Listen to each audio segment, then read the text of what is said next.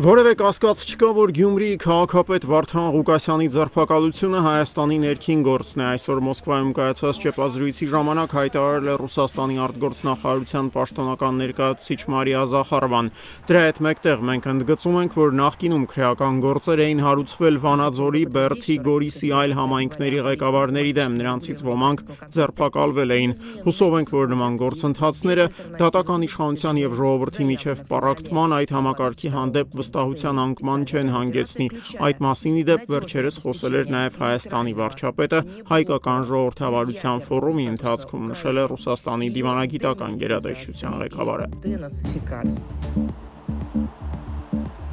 Դոնալդ Թրամփի նախագահի պաշտոնը ստանձնելուց ի վեր առաջին անգամ Վաշինգտոնը պատժամիջոցներ է սահմանել Ռուսաստանի դեմ, դրանց թիրախում են հայտնվել ռուսական խոշորագույն նավթային ընկերությունները Լուկոյլը եւ Ռոսնեֆտը, ինչպես նաև դրանց ավելի քան 5 տասնյակ դուստր ձեռնարկություններ։ Միացյալ Նահանգների ֆինանսների նախարար Սքոթ Բեսենթի երեկ երեկոյան հրապարակած հայտարարության համաձայն պատժամիջոցները սահմանվել են, քանի որ մեջբերում Ռուսաստանը Ուկրաինայում խաղաղության հաստատման ուղղությամբ լուրջ հակումներ չի ցուցաբերում։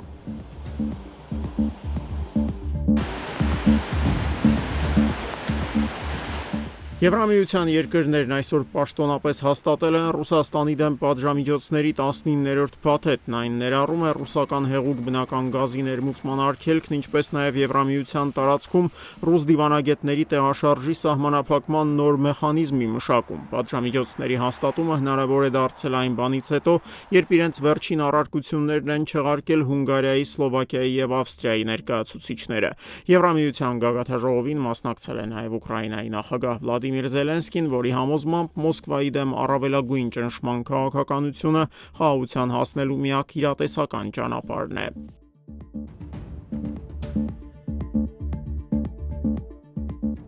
Առնվազն 10 մարդ է զոհվել Ռուսաստանի Չելյաբինսկի մարզի Կոպեյսկ քաղաքում գտնվող պլաստմաս գործարանում տեղի ունեցած պայթյունի հետևանքով։ Ռուսական աղբյուրների փոխանցմամբ արտադրական ձեռնարկությունը զբաղվում էր նաև սպառազինության, մասնավորաբար պայթուցիկ նյութերի արտադրությամբ։ Մարզային իշխանությունները հայտարարում են, որ պայթյունը որևէ կապ չի ունեցել ուկրաինական անօդաչու թռչող սարքերի հարձակման հետ։ Ռուսաստանի քննչական կոմիտեն հայտարարում է, որ քրեական գործ է հարուցված անվտանգության կանոնների խախտման հատկանիշներով։